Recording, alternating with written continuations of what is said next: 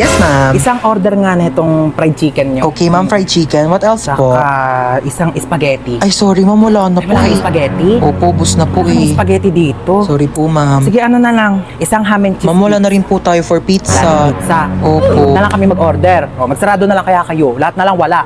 Isang caramel matcha to. Abale, caramel macchiato po. Eh, ba't kasi nagpapangalan kayo ng pagkain? Ang hirap-hirap naman basahin.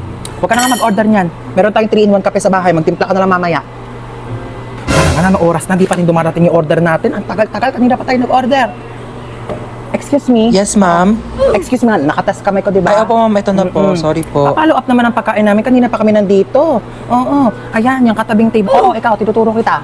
Oo, ayan katabing table na yan. Kakarating lang yan. Andito na agad yung pagkain nila. Ang sarap ng kain nila. Kami kanina pa kami nandito. Wala pa rin yung pagkain namin. Nagugutom Opo, na kami, sige po, opo. Follow up na lang. Oo, salamat. Ma, wala pa yung order ko. Wala pa yung order mo? Teka nga, papalo up ko. Huwag na, ma. Ah, yes, ma'am. Asan na daw yung in-order ng anak ko na ano? Croissant daw, croissant. Ah, croissant po, Croissant, croissant. So ano mang basa dyan? Diyos ko, mamamatay na kami sa gutom. Hindi pa namin ma-pronounce ng tama yung mga pagkain sa menu nyo. Ay, sorry Oo, po, bigay nyo ma'am. na lang yung pagkain sa amin. Diyos ko, nag-iinit ang ulo ko sa'yo. Tataas ang sugar ko. Uy, ma, nakakahiya. Sige na. Opo, ma'am, ito na po. Sorry po. Ano ba yung in-order mo? Caesar salad po. Cesar salad. Sino ba si Cesar?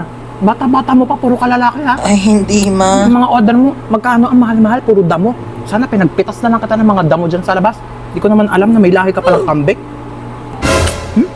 Yung mga pagkain nila dito, kamamahal. Tignan mo naman to, chichirya lang to.